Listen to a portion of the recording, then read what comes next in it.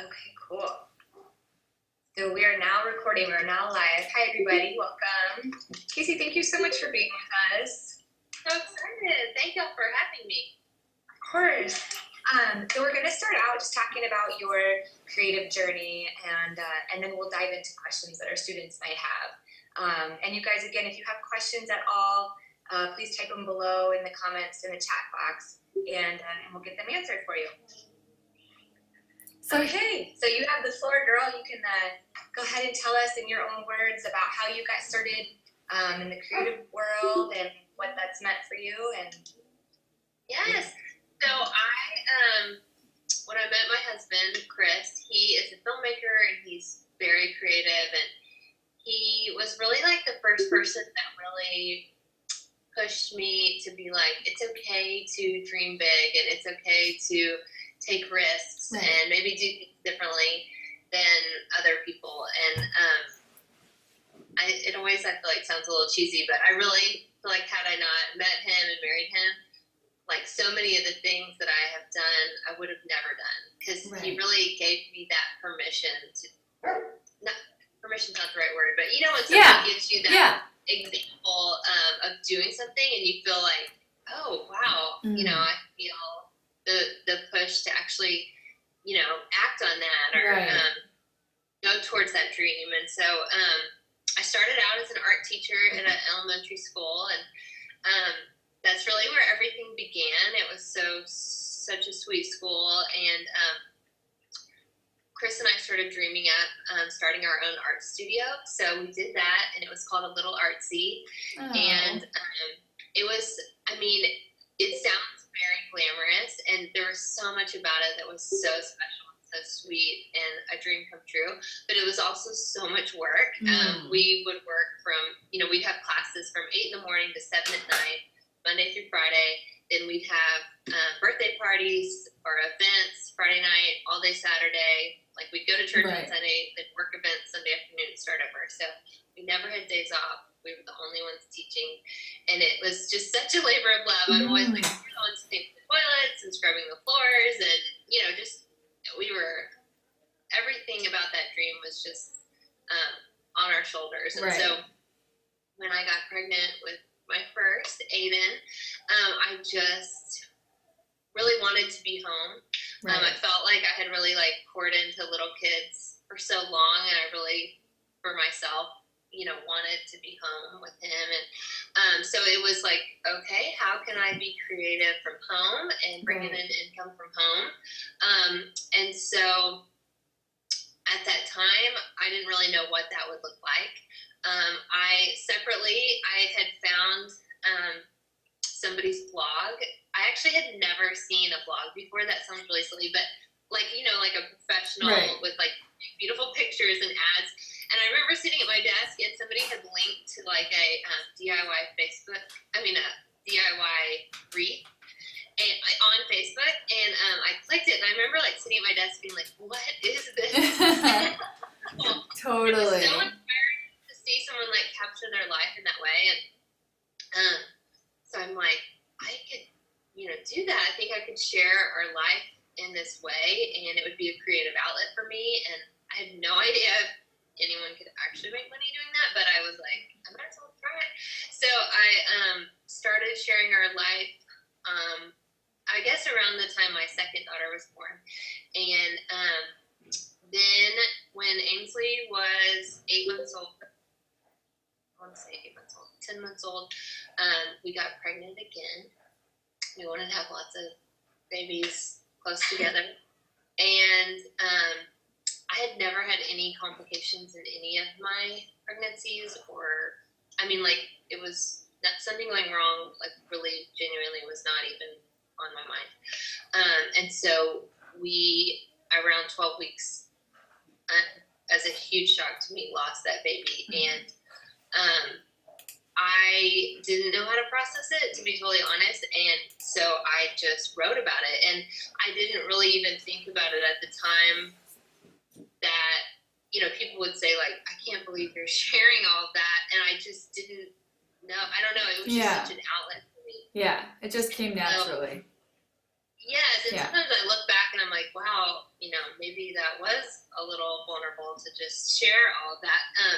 But what I really found was how much I gave, like, in being vulnerable. Like, so many more people gave back to me and, like, met me where I was at. I felt so much less alone because I didn't have people in my real life that really had ever walked walk that road. And so to have people reaching out from all over the world that could, like, really meet me where I was at in those emotions, in those feelings.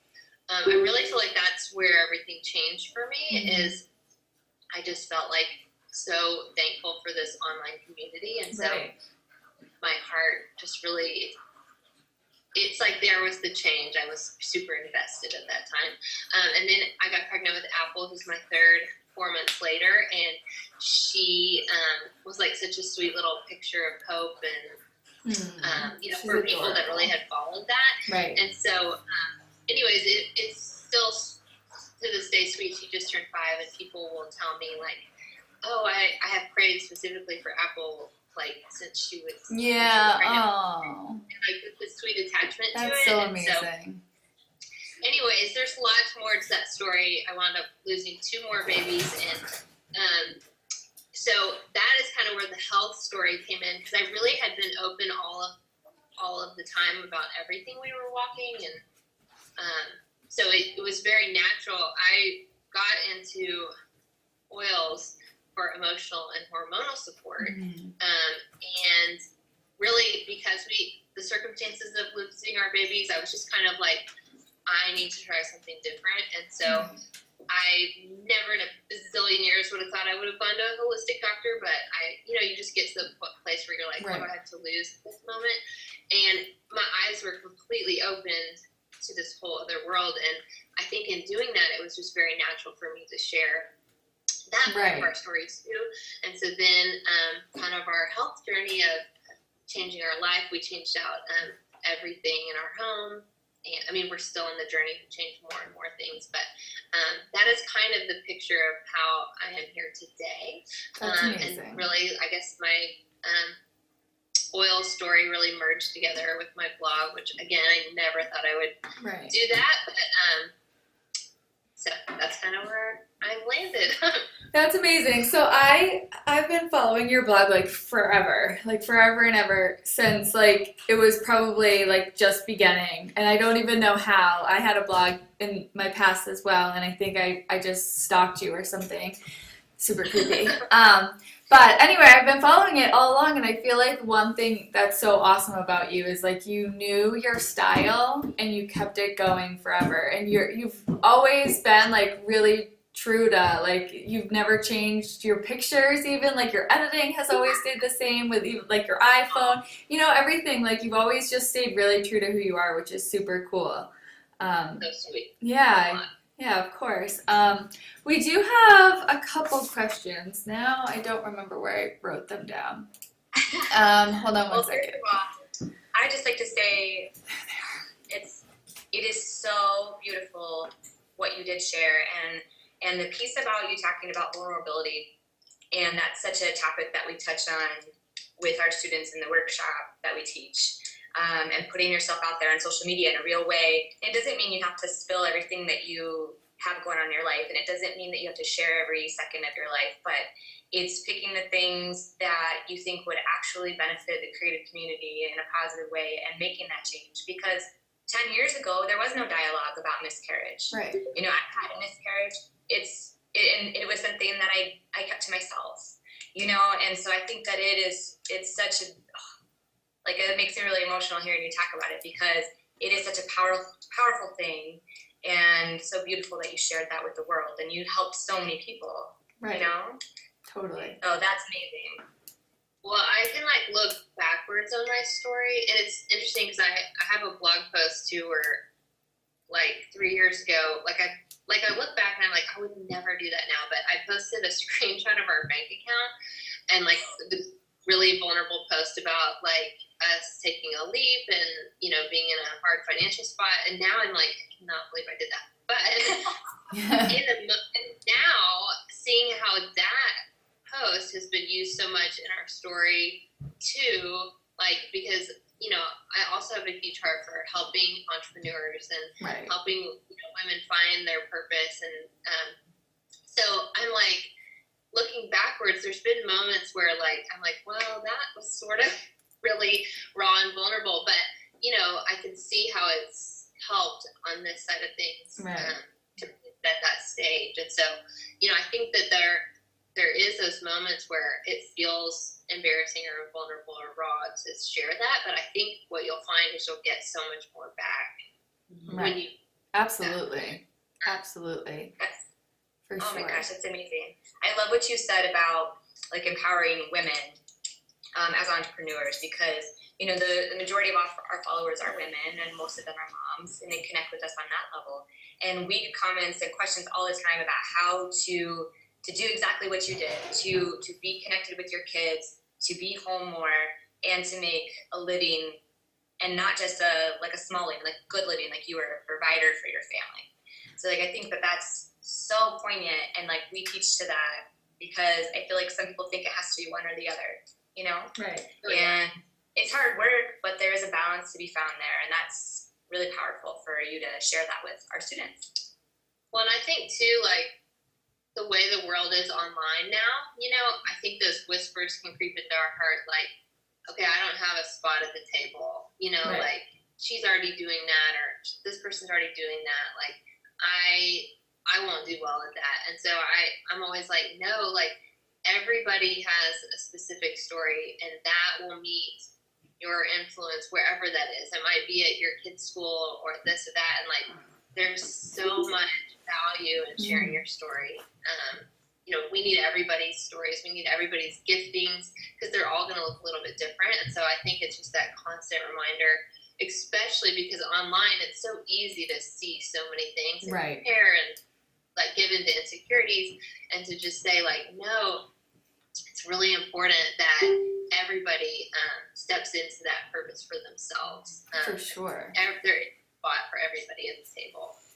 Yeah, absolutely. I agree so much. One of the things we have talked about in our school is how even as photographers, obviously there's mostly photographers in our school, but just how everyone could take the same exact picture in the same exact room, in the same exact wall, same kid or whatever, but it's going to be different no matter what, because everybody's take on that scene is different, and to not create something just because somebody else created something similar is ridiculous, because it's going to have a whole new voice behind it, which I think is so awesome about creativity and art and photography and things like that. So, yeah, it's so true.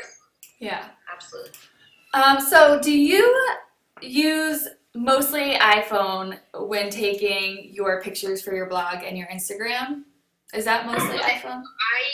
Yes, everything that I do is on my cell phone.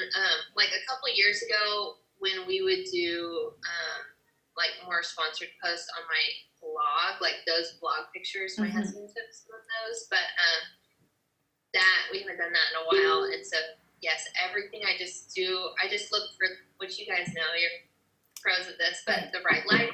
Right. Use my there's so many great apps. I just think you just don't need, you can do everything right there on your cell phone now.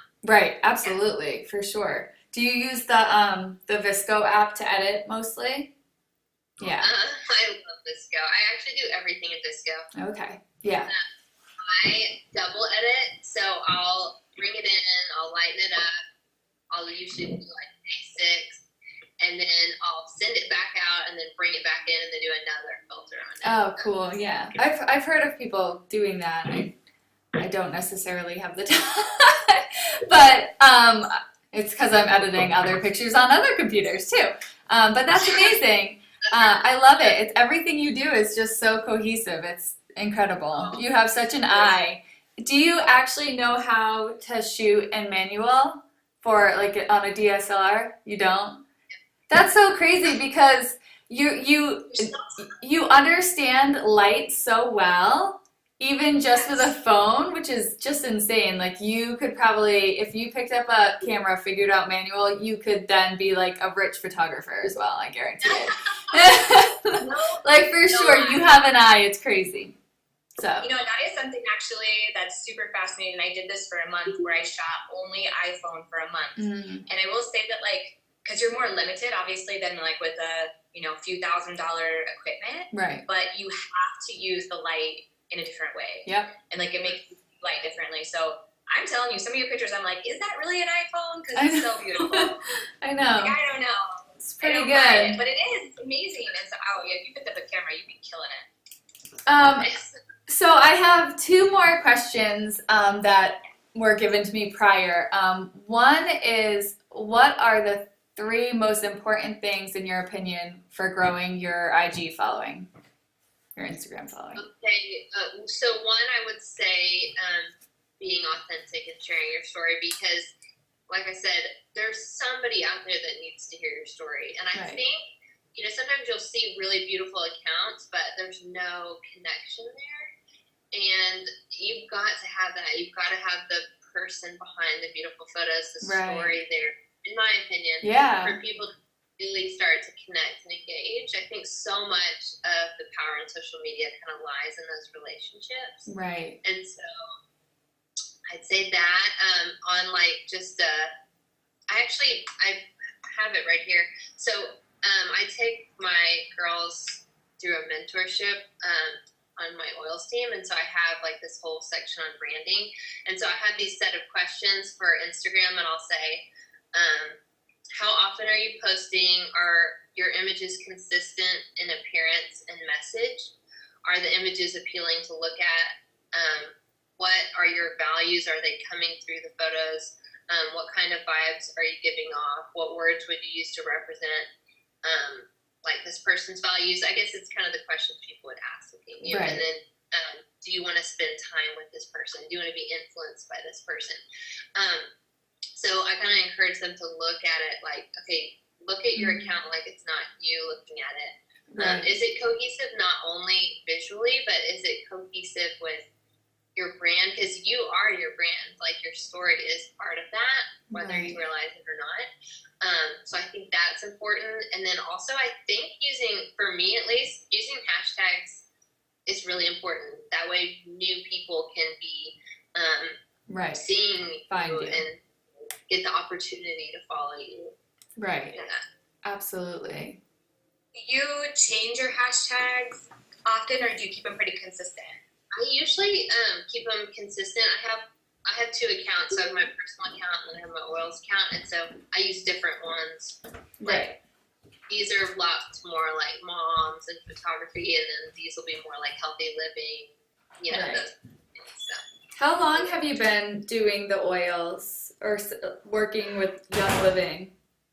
So this month, August, is 3 years. Oh, wow. That's awesome. And I was nervous, honestly, at first, because I felt like I had built such trust, online, and so I thought, Right. oh, I don't know, maybe I'm just not going to share that part of our story. Right. But it just, more that we got into everything, I was just I really felt like people needed to hear this piece to our story. And it's crazy, y'all. I have over 23,000 people on my team. That's and crazy. Their lives Wow. have changed just from changing their products and different things. Right. Now I'm I'm so grateful that I opened up myself in that way. So Amazing. That's amazing. It's very inspiring. It is, for sure. Okay, I have one other question. It says, it says, it's basically asking when you started your oil business, which I already asked you. So yeah, no worries. Yeah, that's amazing. So now would you say that you are mostly making a living from the oils, or? Yeah. Definitely. So that, it's been neat because that has, now that's my full-time income. So now Right. I don't need to take sponsored posts. And I always tell influencers this. I'm like, it's really amazing because, in my opinion, kind of the less sponsory things you do, the more people are drawn in. Right. And so it gives you more freedom to use your platform. So it's been actually a really nice effect the way that I've been able to pull back from the sponsored posts and just share more like journal, which is really how it all began. So That's amazing. I love it so much. If anyone has any questions for Casey, you can type them down in this box right here. I just wrote here down there. So yeah, let us know if you have anything you'd like to ask her. Yes. Yes, that's so interesting though, because I think some people don't understand the importance of their blog or journal online, especially photographers that are just starting out. And they ask us a lot, like, well, do I really need that? How important is it really? I'm not a good writer. And that seems to be a huge thing. Oh, Sarah, for example, like, she is our writer. Like, that's what she got her degree in. She's an amazing writer. So, you know, words come more easily for her than for me. You know, when I started blogging, you know, or even captions, like I used to do, 2 years ago, I was still writing, here's a sneak peek, you know, and stuff like that. Right. That'd be it. There was no connection. Right. And I had a mentor of my own who was like, I don't know who you are. And that really changed everything for me. And I was like, well, here's who I am. You know, I'm a mother. They're my breath. He's like, yeah, say that stuff. Yeah. And so it was such a simple concept, but it opened up my eyes to that. And so for like people that are just starting out, obviously you're pro blog, but can you elaborate for them like exactly why they should make that a priority in their business? Yeah. Well, I was gonna say just exactly that. Like, I don't think I'm a good writer at all. Like, I don't know. It really genuinely started as a place to just like spill out all my feelings. Also, like, being a new mom, I had so many emotions all the time, and just it was such a like healthy place for me to like process them. Right. You know, sometimes I don't even know how much I realize, like, oh, there's people reading this. And so I think that, you know, if you can just kind of open those floodgates, like, what is it that you're walking through? What is it that you feel? You know, because so many, it could be the littlest thing, like, you know, I cried every day for the first 3 weeks that I dropped my son off to first grade. So this is the first time he went like 5 days a week. And so many moms were like, that made me feel so much better because, you know, I did the same thing. Right. And it's just those little things, like, you know, that's not some big monumental thing, but in that moment, a lot of people were like, me too, me too.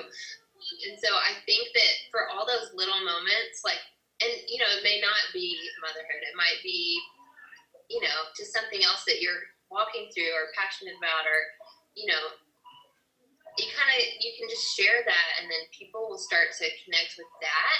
And what happens is, as people connect with that, then they become invested in other things, like your photography. Your photography will have more meaning when they have connected to these other parts of you. Like, I think when I share a picture, it shares more meaning because people are emotionally invested in, like, you know, for example, like you said about Apple, you know, they've walked so long with that story that when I share things about her, they're like, oh my goodness, I feel like I know her. You know, I've been a part of this for so long. That's amazing. And, like, you know, I can use the oils as an example. People trusted me because, you know, they had followed me for a while, and so they were like, I know you're not going to share something that you don't, like, really stand behind, and I know your heart, and so I feel confident joining, you know, linking arms with you in this. And I think that goes for any kind of entrepreneur. Absolutely.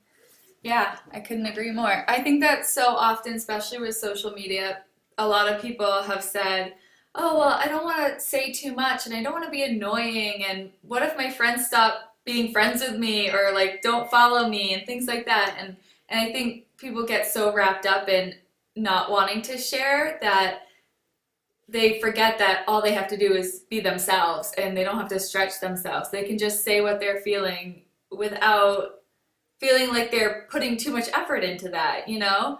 Totally. And just letting yourself be yourself is all you have to do, you know? And somebody will connect. So. And there will be somebody that connects to that. Right. Absolutely. Oh. So profound when you're talking about authenticity. and I've said this to students in like one-on-one mentorships because, and I say this a lot, like I'm totally myself, whether that's something that someone relates to or not. And if they were to meet me in real life, I would be very sad if they were disappointed. You know what I mean? Or like if I was vastly different from what I was projecting on social media. So like Sarah said, like it's not hard. It is hard, but it's not hard. It's simple. Be yourself and let that be enough. And people will be drawn to you, and they'll be the right people, and your engagement will be productive because of that. You don't want people to follow you, just follow for no reason. You want them to follow you and be engaged. That's a perfect way to put it, Co. Okay, we have something from Emma down here. It says, I'm having my first baby in the middle of December. What are some tips on continuing business but still cherishing those moments with your family through that big transition? So I was going to say, I had my daughter, Adelaide, my littlest, a year ago. She turned 1 in August. And so in our company with Young Living, like we have ranks, and I actually hit diamond last year, the month that I had her, which, you know, some people say that when you hit diamond, it's like a fire hydrant of just like responsibilities and things. Right. And I really just felt like, you know, I'm very committed and passionate about my work. You know, I feel like I need to be consistent, and I feel like I need to take it seriously. On the other hand, I feel like entrepreneurs, we have the freedom to make it look different, and we have to really like allow ourselves to do that. You know, there's a lot of times I've been like, me doing a Zoom call with my kids running around gives my friends the permission to do the same. Like I say that, like permission, like in their heart, like that really, like, oh, it doesn't have to look perfect. Like she can show up with no makeup and kids are running around, and she's fighting business at home so that she can have that. It almost gives people more freedom to be like, I can do that too. Yes. And so, you know, with Adelaide, I was like, this is my last baby. We had struggled for 3 years there to like have her. And so I was like, I'm not going to miss out on this.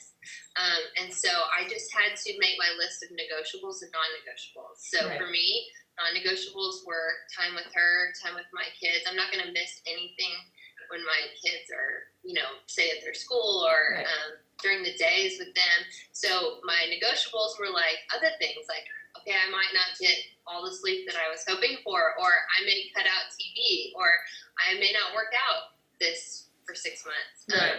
That might be something I'll add back in, you know, later once we've kind of got our group. But I think kind of making those lists of like areas where you're like, I can give here and I won't give here is like super helpful. Absolutely. Yes. So helpful. Absolutely. Okay, we have another. Laura says, did you always have followers? I guess my real question is, in the beginning, how did you know your story was valuable enough to keep talking about it, even though you might not have the followers to back it up? So I didn't have a following at all when I started. Like I said, I actually didn't even know what a blog was. So I did have to, I feel like, use some strategy. There was like a mix between, okay, I'm going to share my story and, like I said, just be myself and use this as a journal. And then also, like, I'm going to use a little bit of business strategy here. You know, I'm going to connect with other, like, blogging's so different now than it was then. But back then, I'd be like, I'm going to link up with girls kind of in the same spot as me, and we can collaborate and feature each other. We would do these things called link ups. And, you know, so I felt like there was kind of a merging of, okay, I'm going to try to use some smart business strategy here, and then I'm also just going to continue to share my story. And, you know, there was a moment where you say, like, I see all these other people doing things successful, but, like, I'm not them, so I just have to be myself. And the right people will, you know, that for my following will connect with that. Right. And so I think we can easily get stuck in the rabbit trail of like, oh, this person said this negative thing, so should I go this route or this route? And just kind of being like, okay, I just need to stay the course for the people that are connecting, and then, you know, just keep going. Absolutely. That's actually a really good question. Did you ever have negativity come at you from sharing your story? Yeah. I like came into blogging so naive, y'all. I like think like a glass half full kind of girl. I like think everyone's like nice and loving. And like I was like, what is happening? Like the meanest ever. And I mean, I really did struggle at the beginning. I mean, there was one night I remember like physically couldn't eat because I felt like so sick. And my husband was like, okay, like your family knows you, your dear friends know you, I know you, like they would read that and think that's ridiculous. Like, why are you even thinking twice about it? And it's like, I know, but I've just never had been treated that way before. And so, you know, I think it does take, you know, kind of working through that. Right. But I really quickly had to realize, like, say there's 100 people following you, and 98 love what you're doing, and they're following you, and then you hear the two people that are very loud and saying very, like, negative things. It's very easy to change your course for those two people. Right. And then forget that, oh my goodness, there's 98 people there very silently, like, loving what you're doing. Right. So don't, you know, that route. Yeah, I feel like there's more people, or maybe there used to be with blogs, more people wanting to say bad things about you than saying good, because the good people are just quietly observing, you know, and enjoying it. But it's always the people who have something negative to say who end up speaking up. You know what I mean? Yeah, So, yeah, of course. yeah, it makes it a little bit more hard. Yes, definitely. Okay. Okay. She's Yeah, we already Did you? we already talked about it. She So if anybody has any more questions, we're going to wrap this up in just a few minutes. So if you have any questions for Casey, please feel free to type them. Oh yeah, second question. We touched on that one. Okay, cool. Yeah, no, I think that the dialogue in the creative community is changing too, where it's becoming more taboo for people to silently sit back on their computer and be bullies. Yes. And it's changing. I see it all the time. Which is the scary thing about it's the scary thing about raising children, you know, in this lifetime, because that's the stuff you can't always see and you don't know what's going on, you know. So social media is scary for babies, for my babies, you know. But okay, so we have one more question and then we're gonna wrap it up. It says, how would you share your story if social media weren't around? It's a really good story.